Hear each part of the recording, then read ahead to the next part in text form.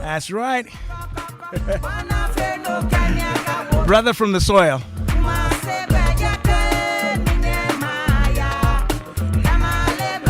That's right. I didn't get any quickly, actually. Somebody asked me for quickly, and I said, well, let's do some fast food then.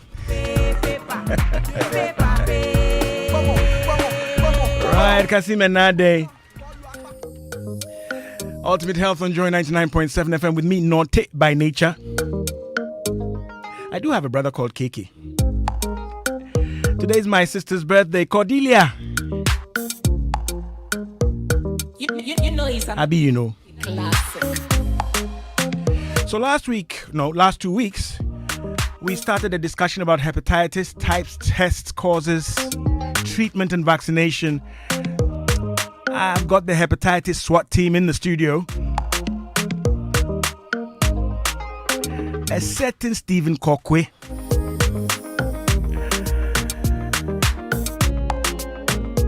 A certain Dr. Ajua Eje in cancer. I'm saying all this because I'm expecting that you know who they are. But I'll go back over. And of course, Dr. Siake Kwau. He heads the hepatitis program here in Ghana. We talked about hepatitis, viral hepatitis, testing, screening, vaccination. We decided that we'd, spend a bit more time on treatment, management, big areas. So if you have any questions, concerns on hepatitis, they are in the studio on your behalf and ready to take on your issues and questions. Ladies and gentlemen, you're most welcome. Thank you. I decided to say a certain Steve Kokwe. Steve, you lost a bit of weight from last 2 weeks. Or you're breathing in. No. So you're most welcome. Last week we got to understand an inflammation of the liver, a very critical body organ, right? Caused by a virus, right? Mostly caused by a virus. We talked about the causes, we talked about symptoms.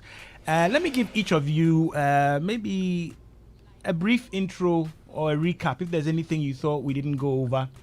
Dr. J, we talked about what it was. Can we just refresh our listeners' minds? Okay, when we talk about hepatitis, we said it comes from a Latin word, hepa, which means liver, and itis, which means inflammation. Right. So when you have inflammation of your liver, we say you have hepatitis. Mm-hmm. And there are different causes. It could be from the viruses, it could be from alcohol. Sometimes even our dietary and our lifestyles can also predispose us, and some medications as well. Right.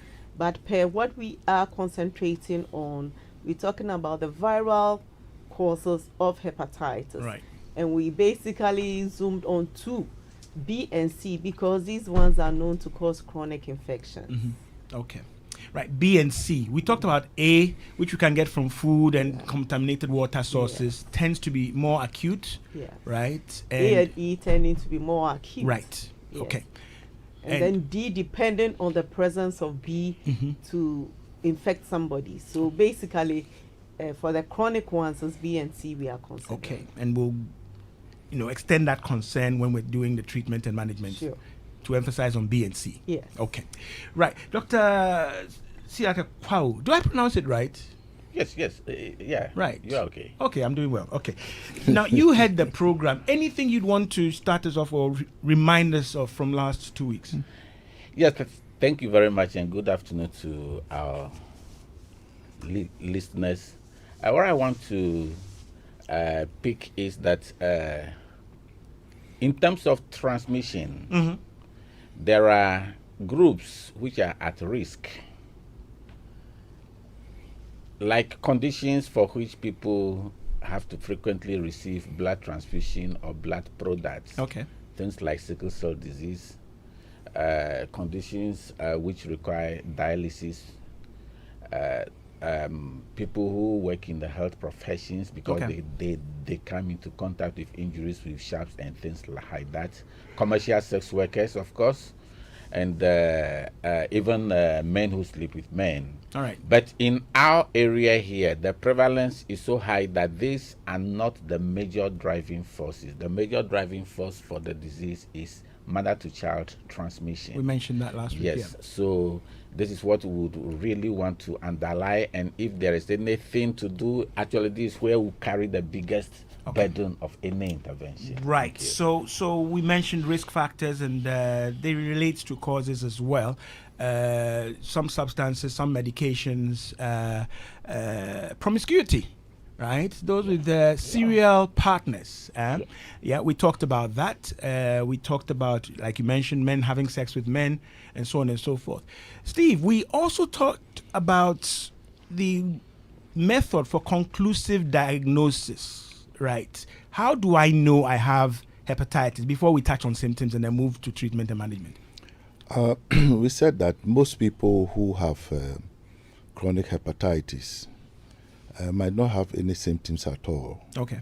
Until they reach a stage where the liver become scarred, and then lead to cancer of the liver. Okay. And then for some, you may have the acute symptoms happening. Like vomiting and malaria-like symptoms. All right. But most often you see them moving around, and for a very long time they'll be carrying the virus, and the virus gradually will be destroying the liver. Right. So we are saying that please check and find out whether you have hepatitis B or C. And the only way to check is to take your blood sample. Mm-hmm. And when they take your blood sample, they do a screening. For hepatitis B, they do what we call the hepatitis B surface antigen. Okay. And for hepatitis C, we do the antibodies. Right. And then we are able to identify whether you have it or not. Okay. Furthermore, there are other tests that will be done, what we call the profile, to find how infectious you are, how fast you can infect other people, and then to also find out how your liver condition, what we call the liver function test, Right. also can be done. For hepatitis C, we need to find out, and B again, we need to find out what the number of the viruses in your blood. So your viral load. What we call the viral load. Okay. And other tests like for hepatitis C, what we call the genotype. We have about 6 genotypes, and so we'll be able to find out exactly which one you have. All right. And that will determine upon how you are going to manage you. All right. So once this test, depending on which of the test is conclusive or is positive, that concludes it. You have hepatitis. Yes. For the rapid tests, we're having a lot of challenges.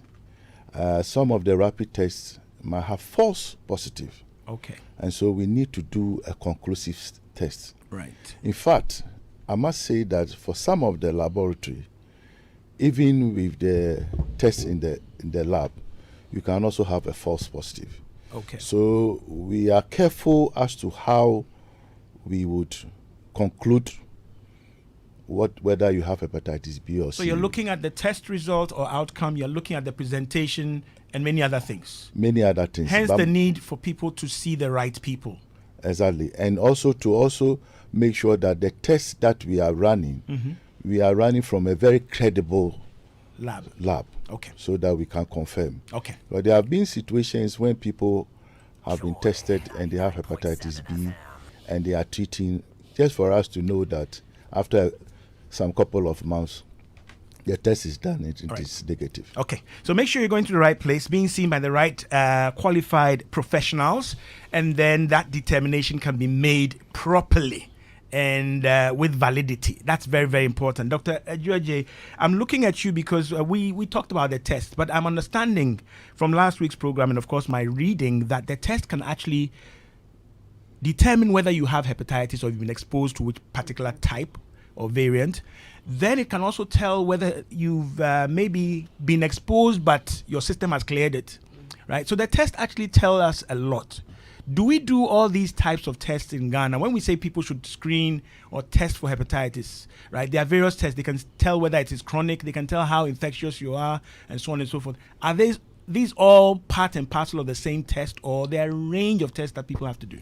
Okay, let me explain. Right. We have two types of the coronavirus. Right. The B and And the C, definitely. Now, when your surface antigen test is positive, Mm-hmm. it means you've been exposed to the virus, you have the infection. Okay. Now, when you do the profile, we have something we call the hepatitis B core IgM. If the IgM is positive, it means acute infection. All right. If IgG is positive, Acute being short term. yes, short term, within Right. 6 weeks, most people Your body will will get cleared. fight it and clear it. Sure. Acute. Because Yes. somebody's asking me for the meaning of chronic. Oh, okay. So I'm making sure we lay it down as we go along. All right. And for chronic, it will be with you for, it's been in existence for more than 6 months. Okay. And that'll be with you like for the rest of your life. You should, if I Chronic, should say. long Yes. term. Yes, it's a long-term Right. infection. Now, the IgG component, when you do the profile, tells us that you have a chronic infection. Okay. Now, when it comes to hepatitis C, Mm-hmm. one of the screening tests we do is the antibody test. Okay. But that does not mean that you have the infection, Right. active infection. There are two meanings to it. Mm-hmm. It could be you have the acute infection, or you've had the infection in the past that you have cleared. Okay. So what will really tell us that you have the active hepatitis C infection is the viral load. Okay. Once we see the virus, that means that you have an active infection. Okay, great. 20 minutes past the hour of 2 on Joy 99.7 FM. What? Genotype here is 99.7 FM, right? Nothing can change that. 99.7 FM, our genotype, okay? There's no other variant of Joy 99.7 FM. But if you just joined us, we're talking about hepatitis, types, tests, causes, treatment, and vaccines, right? Any questions, send them to WhatsApp 055 11 11 997, right? Don't send it to any other station. My name remains Nortey by nature. I guess that's also a genotype, man. And you're listening to Dr. Adjoa Jane Cancer. She just spoke, right? And she is she's a hepatologist, right? She's a consultant physician and hepatologist, senior lecturer with the University of Ghana Medical School, and member of the Hepatitis Technical Working Group. On her right, I have Dr. Achu Godwin Siake Kwawu. He's the program manager of the National Viral Hepatitis Control Program. And then on her left, senior specialist pharmacist or clinical pharmacist, formerly with the Kolebu Teaching Hospital, now reluctantly retired. He's a fellow of the Ghana College of Pharmacists and a member of the Hepatitis Society of Ghana. Any questions, concerns, WhatsApp 055 11 11 997. We're live on Facebook and YouTube. This is a follow-up program. So if you feel we've skipped some parts, it's because we are now catching up. We want to focus on treatment and management. All right. So any questions? I'm in your home, but I'm also here. Right, maybe it's double track, right? That's why I'm dual, right? So this one says, what's the meaning of chronic concerning the subject of discussion? Dagati in DC wanted to know. Somebody's waiting for Samson. Okay, that's another program. So coming back, we have all of these things, but typically, when we say somebody should go and test for hepatitis, do we tell them to go and test for A, B, C, or they just do a test and the test can determine which one it is? Because it's sounding like there's a lot that goes on, right? And there are different variants or types or causal viruses. So when you say we want you to go screen for hepatitis, what exactly are you asking me to do? So when we talk about screening, we are thinking about B and C, the chronic ones. B and C. Yes. So you will receive a test for both. Yes, Or? but it's not one test. There are two different tests that Okay. you do it. One will be able to pick up hepatitis B, the other to pick up hepatitis C. Okay, so who there are two decides different which ones. is being tested for? So the doctor or the caregiver. All right. But ideally, I'll say that if you are going to screen for one, you better screen for the other one. Okay. Because their mode of transmission is very similar. This is very important. Yes.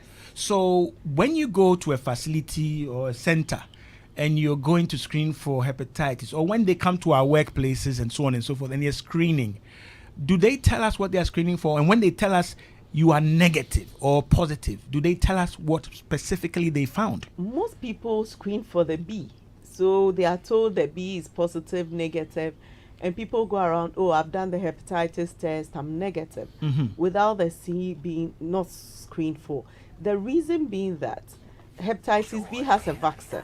Yeah. So when you test negative, there's a vaccine for you. Right. But C, there's no vaccine. Okay. And so people are like, why should I test?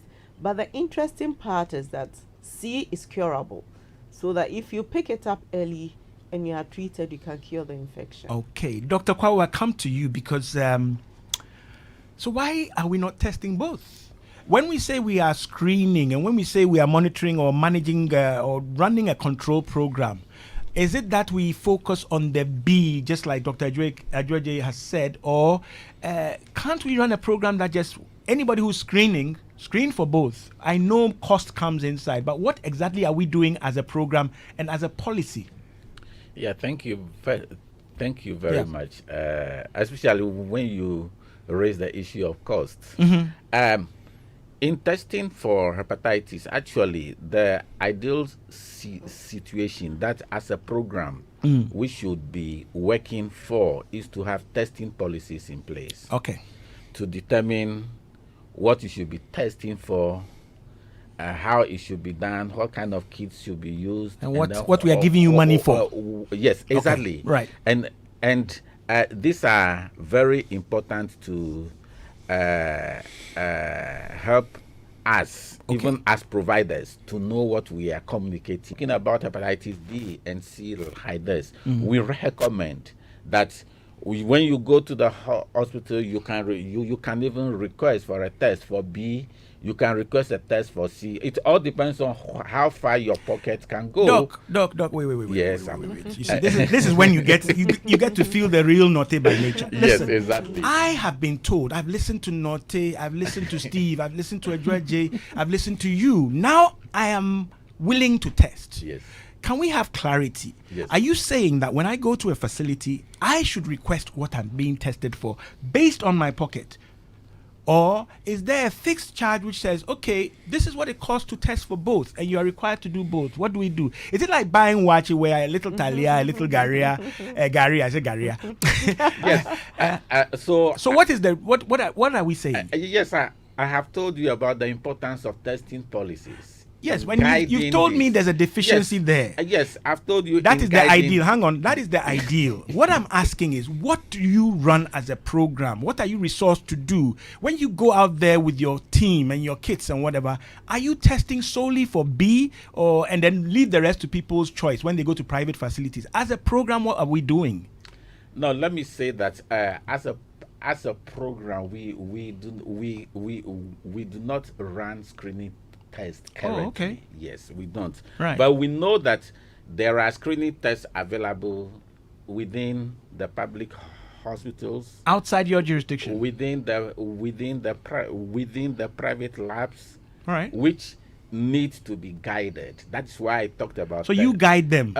That's why I spoke about testing policy. So what does your policy guide them to do? Yes, I've told you we don't have a testing policy. But we have something we have some recommendations in 2015, and then we reinforced it in 2019.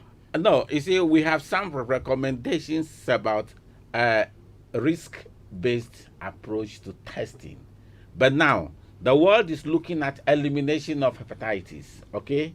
So, and when we talk... And we are part of the world. Exactly. When we talk about elimination of hepatitis, our attention mostly at the personal level is on B and C, plus possibly D. All right. So, with this, the recommendations universally is going for population-wide general testing instead of for just B and C, risk-based. Okay. Exactly. But we need to codify this into a document that is led. I'm trying to leave out your document for now. Led by our elimination strategy, so that we know that once we set out for this, we are testing people for B and C based upon. Okay. So currently we're not doing that. Yes, exactly. Okay, it is being done in the private sector, public hospitals, and so on.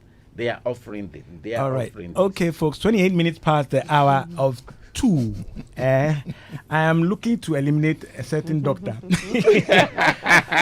because he's not. I want to hear with clarity. Look, you have recommended go for the 2. We've said and affirmed last week it is expensive, and there may be other downstream tests or investigations you need to know. But I do think as a program, as a country, as clinicians, we must be able to communicate with clarity. Because, for example, if I'm a private facility, this is more commercially lucrative for me. That's the one I promote. Whereas the national policy or the direction may be going somewhere else. Okay? And maybe Uncle Achu might not have the whip to whip me as a private facility to do what is in line with the policy. Anyway, listeners, if you have any thoughts on that, 055 11 11 997. We're live on Facebook and YouTube. We're discussing hepatitis in detail. Yes, I'll put them all through the lab tests myself here. Right? So there's an understanding that you will be tested for these two problematic variants, B and C. Yeah. There's a vaccine for B, and I do believe there's a vaccine for A. Yes. Yeah? But C, no vaccine. No vaccine. But it's treatable. Yes, it's curable. All right? Treatable and curable. Yeah. Clinicians don't use the word cure unless they are very sure. And I'm not intending to rhyme. Cure and sure. So what it means is that we need to detect these things early before they compromise your liver and your overall health and open the doors to the treatments and the management and the cures available. Yeah. Okay. So that's why policy is also very, very, very, very important. Okay. So test for both. And then what is the communication after the test? What are you told? Because you said you may have something which is not, in quotes, active, right? Sometimes they say you're not active, so go and rest. And people get confused. We're not going to give you anything, but there's something there, but what are you told after a hepatitis test? Okay, so if you do your hepatitis C virus antibody test and it is positive, the advice is that is it a past infection or is it an active infection? Okay. So the next step is to do the viral load. Okay. Now, the other thing, if you test positive for the hepatitis B also, then you need to be worked up to see the amount of virus in the blood. Okay. To look at the level of inflammation of the liver. All right. And then based on that, we decide that this person currently will need treatment. Okay. Or this patient needs to be monitored so that some people initially may not require treatment, but with time they may require. All right. Others, you monitor them for a long time and they may not require treatment, but we also need to look out for any complications that may arise. All right.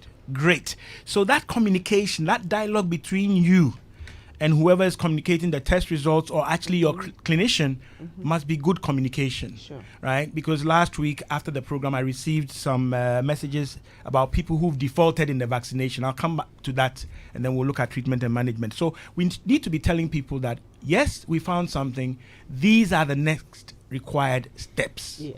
Right. Okay. And most of these required steps, are they available at a one-stop place or you have to go from lab and go back to your clinicians? And I'm just looking at where we lose people. Okay. Yeah. So one of the things, when it comes to the viral load, most facilities do not have They that. don't have that capacity. Yes. Okay. But for those who have that capacity, they have capacity for the rest of the investigation that needs to be done. Right.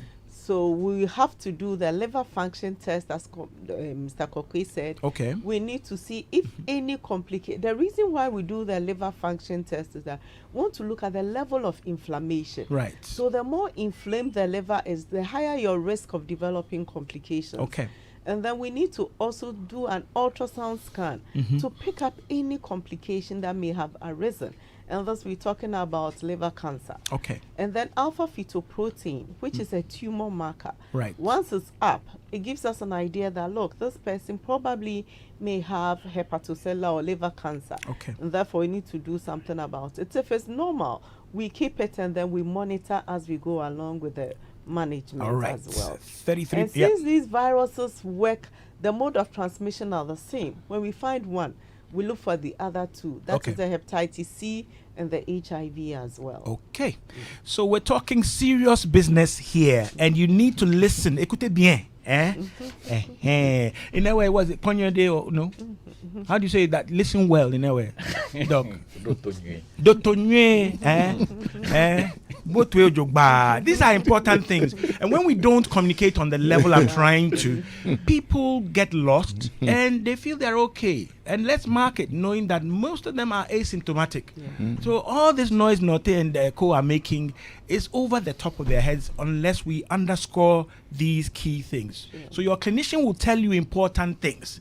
Don't compare what your friend, your uncle, or somebody else was told. What were you told about the state of your liver and your status when it comes to hepatitis? Am I right? Yeah. Okay. Fine. And if they don't tell you, just them. Tell them Nortey said you should ask. Right? You've heard that you should ask and get clarity on what they tested for and what they found. The recommendation coming from Ultimate Health this afternoon is that test for both. These are bedfellows, right? We want to be sure. We want to be able to eliminate the possibility that you've been exposed to or actually have active hepatitis of B or C variants. Yeah. We want to know that and get to work seriously, right? With your cooperation. If you have any questions, concerns, WhatsApp is 055 1111 997. We're live on Facebook and YouTube. And my phone line 0302 216 541. 0302 216 541. To get through to the genotype Joy 99.7 FM. Make no mistake, right? Know where you are. 99.7 FM. Okay, so we're getting some clarity. You'll be told what your status is. If you have not been exposed and if you are negative, you are a candidate for vaccination. We said that last For week. hepatitis B, For hepatitis B. Yes. Right. Okay.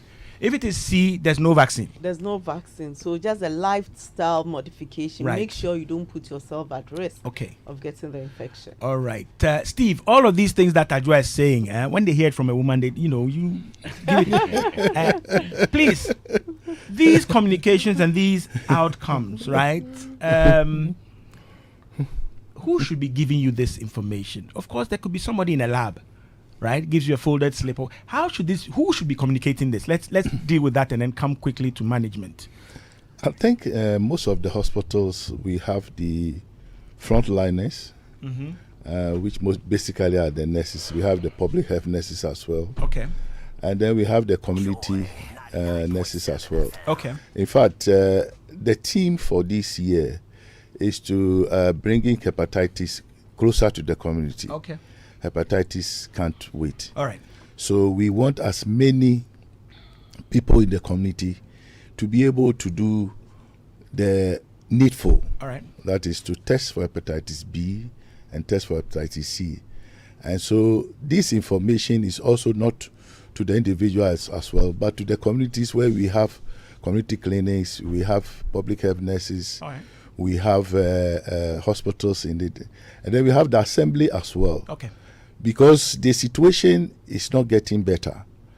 As the statistics shows that now 1 in 8 person is having hepatitis B in Ghana here, Okay. Whether they are aware or not. whether they are aware or not, and 1 in 30, Okay. 300, 1 in 30 is also having hepatitis C. Okay. So, as going forward, to make sure that we are able to reduce the burden of hepatitis and to target the elimination by 2030, Right. then we need to get all these people involved so as many can know their status.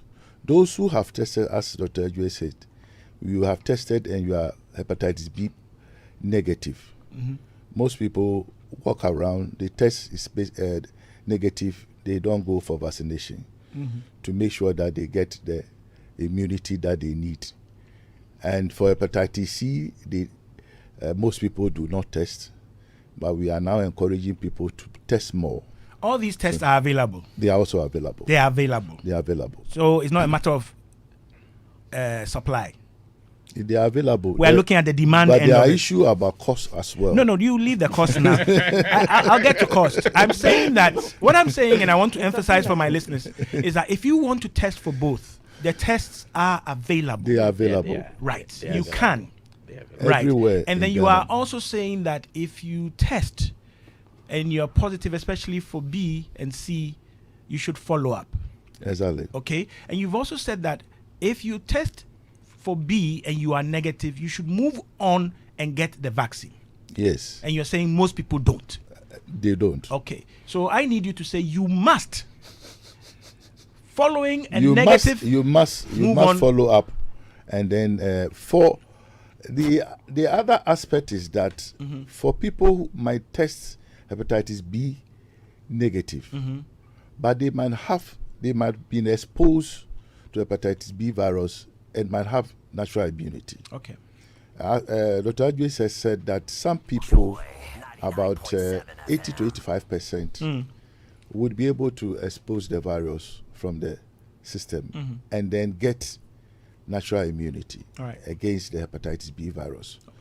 There are those who are there, but there are about 5 to 15% who My would not. challenge, Steve, sorry to interrupt. My challenge is that the average Ghanaian, obviously vaccine grab and war na same registration. Somebody looked at Esla Usu, my sister's picture, and said vaccine grab and war na same registration. So we need sharp, emphatic communication. Right? If you get to the vaccination site and you're not a candidate, I'm sure that can be sorted out. But we need the numbers to proceed in the direction we want. So I understand these explanations, the 15, the 85%, but I'm thinking, listening to you and saying we are not making the impact that people should know, right? Unequivocal. If you test and it is negative, proceed to this level. Am I wrong? Program manager? Yeah, let me say that the whole issue is it's about screening and linkage to care. Yeah. And that is an issue of major concern to the program. Right. Because many times you have NGOs that go into the community to go and screen people. They do this without recourse to the formal health system represented by the district health directorate that you find in every district. Okay. So because of that, whatever they find in the field is just sorted out between themselves and the patient. And that is all that happens. So there's a gap whereby we are encouraging that before such screenings take place, that local health authorities ought to be aware that they ought to support it, so that when people are found who are positive, they can be routed to the district hospitals and facilities. And then the care goes on from there. The doctor decides what is the next thing to do, and then he gets it. If he needs to refer the patient eventually to a pathologist, it can also be done. But if the system is disjointed, whereby you get people going to do their own thing, then obviously, but you see, this is precisely my problem. Hang on, precisely my problem. We do not know exactly how much of the adult population have received vaccinations for hepatitis B. But if the system is disjointed, but we know that children being vaccinated since 2001, 2002. Those who are about 20 years now, many of them have been immunized against the disease. Okay. So is that, and maybe I just have to add that for hepatitis B, when an adult gets exposed, the chance of developing less of chronicity is about 5%. It's less, but when a child gets, sure, if it's an individual, you are concerned about your health. But from a total population-wide perspective, our attention is really where the chances are highest that people might go into chronicity. So this is why, of course, national vaccination started from children. And we are pushing towards both those to make sure that children are totally secure. How many children are you giving a vaccine on a mandatory basis? When you say that's what you're pushing for? Every year, for instance, compulsory? We have about 900,000 children compulsory. Who are born. And of this, about 98% or so get vaccinated. Is it compulsory? Are you Except sure? that, oh yes, when you see mothers carry their babies going to child welfare clinics, this is why they are going. Doc, we have a huge default. We need to explain some few things. Yes, I'm coming, but we do have a huge default. Yes. Prenatal, the numbers are there. Antenatal, we lose them, right? Yes. And Doc is saying that 98% of our children are vaccinated against hepatitis. I doubt that. Yes, that's penta 3 coverage. It's not just hepatitis vaccine. It's a vaccine that contains 5 antigens: pertussis, diphtheria. All right. Also, you're using Haemophilus those influenza, statistics, and yes, exactly, because it's protection against hepatitis B, especially. and we have 98%. Yes, of our course, country. that is the coverage. Penta 3. I will check. I will check that. Yeah, do I will. Do check. All right. And Yes. if I can Yes. add on Check. to I have an this. article from Afro. I could have No shown problem. it to you. Yeah. No, to add on to this, yes, we have the pentavalent, but what happens within the 6 weeks that the child is born? Pentavalent is given, or the 5-in-1 is given from 6 weeks. Exactly. So from birth to 6 weeks, the child is not covered. Yeah. And with that, we don't have any national policy that is the birth dose. Exactly. So that is not available. That is why I asked And my that questions is about very mandatory important. at birth. So mandatory at birth, we don't We have. don't have it. Yes. Uh-huh. Yes. And then the second thing is that if an adult should get tested and that person comes out as negative, I will advise that go and get the vaccine. You don't know when you are going to get exposed. Exactly. Even though we say that 5 to 15%, you can be the part of the 15%. Exactly. Meanwhile, the vaccine can protect you. Thank you. So if you go, you do the test, you are negative, please go for the vaccine. Protect your negative. That's it. Right? Yes. Uh-huh. All right, let me read a couple of these. Hi, Nortey. I took a vaccination against hepatitis B in 2010. Please, am I eligible for another vaccination? You need to take 3 shots. Yeah. Nijangma, did you complete your shots? That's what we need to know. If you didn't, it has to be done, right? This one said, Nortey, good afternoon. God bless you and your team for the good work. Keep you safe. Is that brother from Jolali Keta School? Are you a Jolali? Oh yes. Oh, Yes. you have identified his genotype. Your genotype has been identified. I mean, Dr. Chupao, can you give his number? Very important. From Senyo in Accra. Senyo, if you owe you money, I won't give you the number. Not a good afternoon for the good work. Okay, he sent that again. So, Senyo, Abek, remind me, Doc owes somebody money. Hey, I want to know what is the impact, if any, of hepatitis B? I received the vaccine and not active on someone with type 2 diabetes, hypertension, and high cholesterol, right? So the impact of the hepatitis B on somebody with this profile. Okay. Doc. So there isn't a problem. If you had a 3 shots of 3 good vaccines, then you don't have any problem at all. Right. The only thing is that make sure that your cholesterol levels are well controlled, your diabetes is well controlled, as well as your hypertension, because there's that risk of non-alcoholic fatty liver disease, which can also cause inflammation of the Right. liver. But otherwise, you are Alright. good to go with the vaccine. Okay, good to go, but follow the advice of the professionals, the qualified professionals and physicians. Is vaccination for life, and is one immune from getting Hep B? Once you've been vaccinated. This is from Dede in Maryland, I guess. Reason being, we are told yellow fever vaccine was for 10 years, and now it's for life. So if you're vaccinated, how many years ago, you're safe? So then there's the same now. Right. If you had the 3 good vaccines, it should cover you for life. Okay. And again, we are able to check. Yes. So Right. what we check is the antibody titers. Right. So we have hepatitis B surface antibody titers. Once it's more than 10, it means you are protected. Okie dokie. This one, no name. I like the style. Good afternoon, Nortey. I received 2 out of 3 shots you received or you went for. What do I do? You are supposed to go for 3, right? Within a 6-month period, isn't it? It's Or 6 to 12 months. 6 to but 12 months. current thing says that he can even go for the last can go shot for the third. without any problem. Since 2020. Yes, All right. yes. Okay. You're lucky, eh? Ajoje is so nice, don't you think so? She's very user-friendly, eh? All right, so you can go. And last week I had somebody after the program also ask. They defaulted in the 3rd, and I got responses from Dr. Ajoje and Steve Kokwe. I sent to Auntie Joyce Ellis, right? That they can still. Let's talk about this default in vaccination, right? When you miss, you're supposed to take 3 within 6 to 12 months. Yes. Okay. And then people tend to do 1, 2, and then they use the money for tilapia and other things. Right? What should defaulters do? The cost is an issue, but what should they do? Default, usually, if you don't, the second dose is very crucial.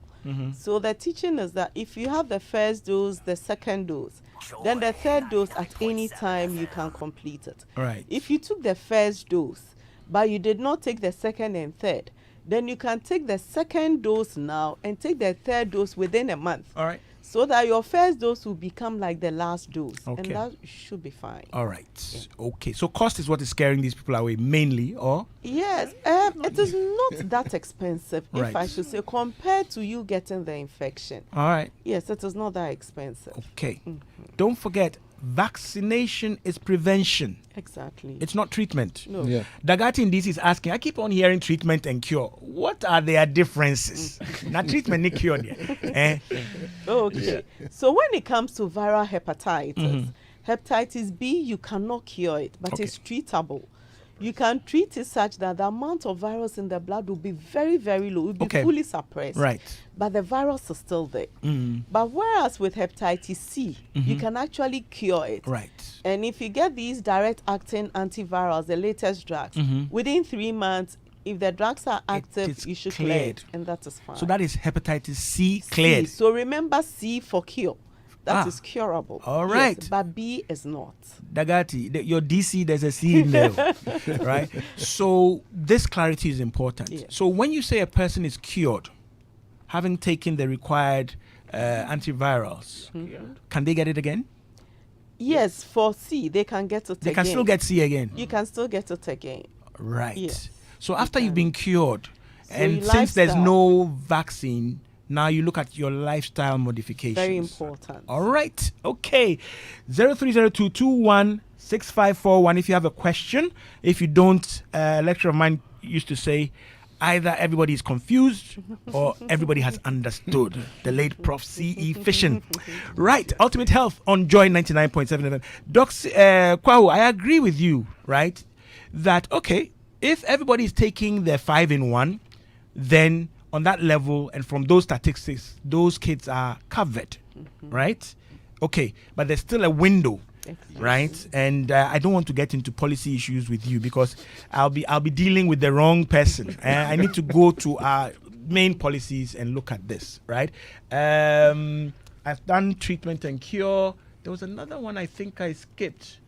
Right, this one just says hello, no name, just a number. All right, somebody's typing seriously. Now let's look at treatment, all right, which means I have it. Now, when you have it, it's important the types of labs. So when we do the profile, Okay. it is a battery of lab tests Okay. all put together. Now, it gives us two things, whether you have acute infection or chronic infection. The other thing is that it's able to tell us whether you are E antigen positive or you are E antigen negative. Okay. The E represents an envelope and gives us an idea that the viruses are actively multiplying. Okay. And therefore, such patients tend to have a lot of viruses in their blood. Okay. Now, if your E antigen is positive, then the amount of viral load, if it's more than 20,000 international units, and then we look at your liver function test, it's also a battery of labs. Okay. And we are interested in the alanine transaminase, what we say ALT. Right. If ALT is twice the upper limit of normal, it means there's inflammation going on. Okay. And if you don't come in, your liver will be destroyed. Okay. So we use the viral load, your profile, whether you are E antigen positive, and then the liver function test. So if your ALT levels are more than twice the upper limit of normal, your viral load is more than 20,000 international units, and then you are E antigen positive, is an indication for treatment. For treatment. Okay. Yes. Doc, we're fast running out of time because we did a lot Okay. of housekeeping. But the way you are delivering this, who should be handling this person at this point? Who should be handling the treatment of hepatitis B or C? So this one, basically the physician. A physician. Yes. So what we have is that we have a few people who are well versed in hepatitis. So what we have planned doing is to annex other hospitals and then bring them up so that people can go there. Okay. We also have formed various WhatsApp platform groups where people having such cases, they put it there Right. and then we answer them. So you don't So need we have a trainer of you don't need a trainees specialist ongoing. like you to be dealing with this treatment. A physician can handle it with some physicians. some physicians with proper awareness exactly and can experience handle it, in yes. handling liver.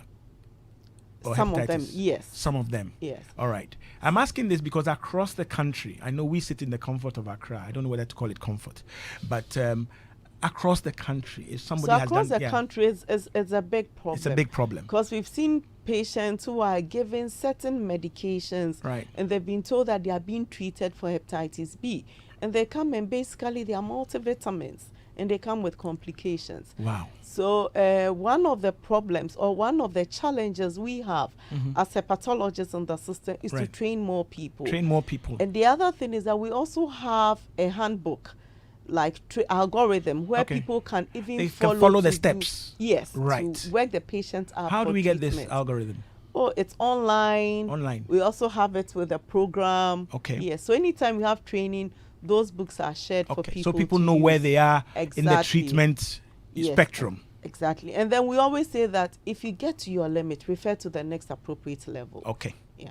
Great. Steve, you know the galamsey is in there. I'm sorry if I mean, but people are giving all sorts of concoctions in the name of treating these things. Indeed, once you get these things, you are vulnerable to exploitation. Many things are being done out there in the name of treating hepatitis. All right. Sometimes I get a bit, I don't know whether angry with some of the programs because they take program ambassadors, and I think the focus is all wrong, right? But I'll hear maybe this film star is a program ambassador for this and that, and they're going to give them money. What can you say, Steve, quickly on these other preparations or so-called treatments? Yeah, the treatments involve the managing with specific medicines.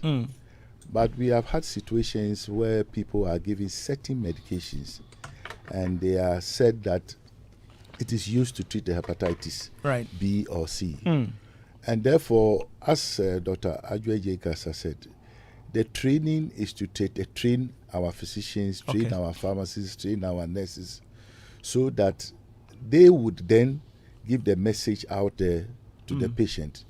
Now, if they've written a particular medicine for you to take as what we call an adjuvant, or what we call some sort of vitamins Right. to help you, that is not the main treatment for hepatitis B or C.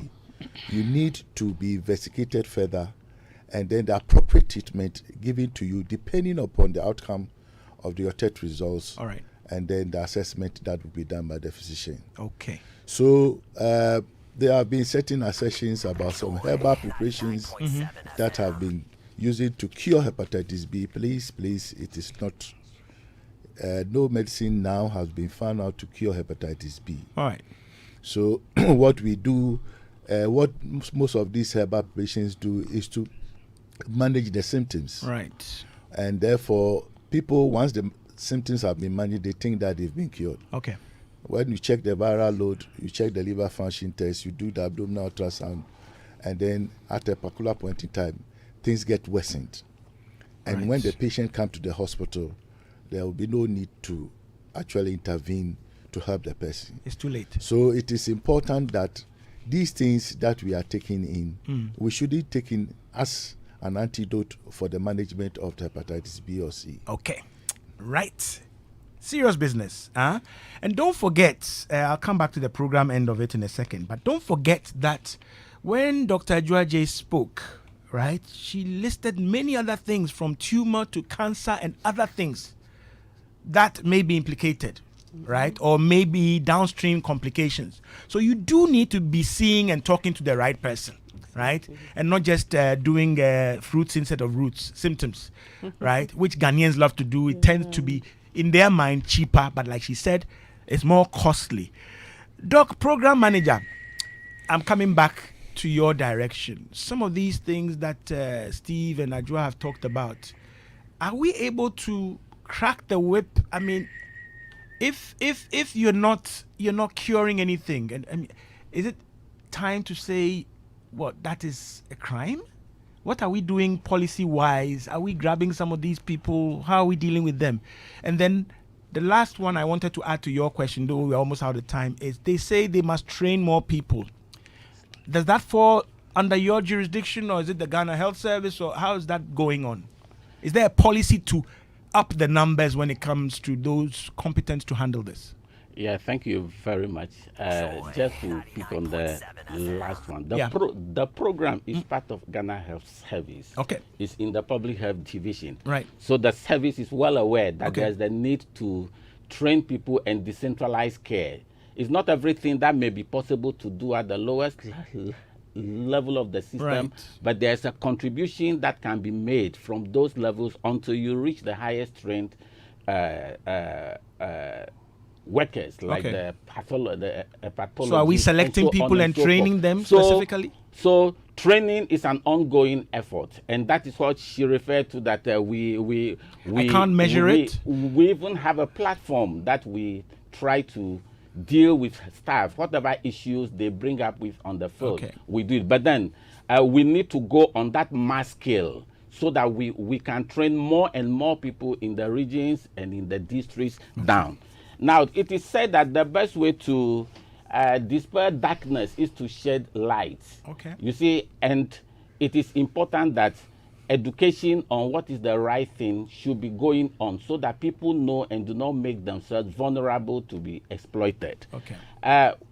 When, for instance, patients with hepatitis B go and see their doctors and they are following them up, go and come after 6 months, a lot of them feel that they are not doing anything for me. You just go, they say do last, then they say go and come back. And then they begin to fall prey Okay. to people So who these take advantage follow-ups of are them mandatory. and show them all kinds of herbal concoctions, which can actually go and put more burden on the liver. Liver, Because okay. when you have hepatitis, you must know what to take in. Even paracetamol can be dangerous to your health if it's not used well. Okay. So we need to get the support to get this across so that Doc, people I'm can going to play offer safe. the Thank support. you. It's already 3 o'clock. I am going to offer the support because I think communication is a problem. Yes. I'm sorry if it sounds like I'm being very pessimistic. I think communication is the problem, and I'll relate to you or interact with you so that we see how we can look at some of these things. Okay, some of them can be very low cost programs, but very effective. Right, to get people on board. But we've run out of time, and I do have to hand over to the Joy Jingle Challenge. But many thanks again, Dr. Godwin Achu Jolali. Siake Kwewu. He heads the National Viral Hepatitis Control Program. I'm sure it's a very difficult job, but it's a very serious public health concern that we need to attend to. Thank you for being here. Dr. Ajua Ejein Cancer, consultant physician and hepatologist, senior lecturer with the University of Ghana Medical School.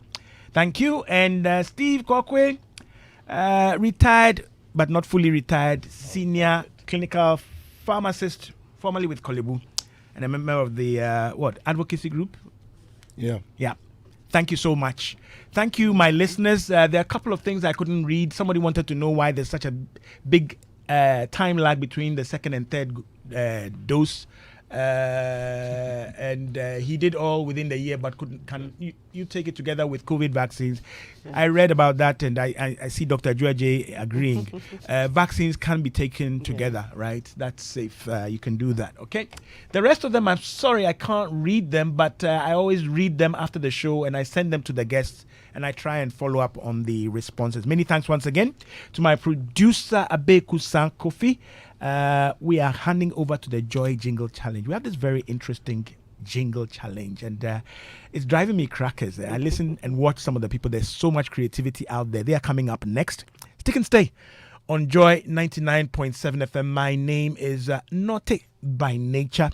And remember everything we talked about, because very soon we're going to be coming up with a little quiz where we can give away a few things to those who are very diligent in what we cover. Your health is your wealth, so protect it.